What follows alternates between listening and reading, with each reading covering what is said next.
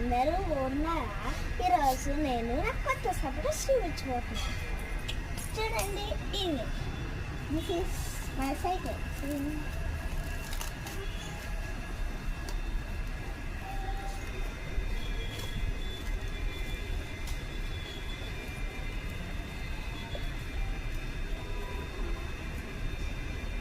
చూడండి ఫ్రెండ్స్, ఇది నా కొత్త బాన్ఫైర్ హీరో సైకిల్.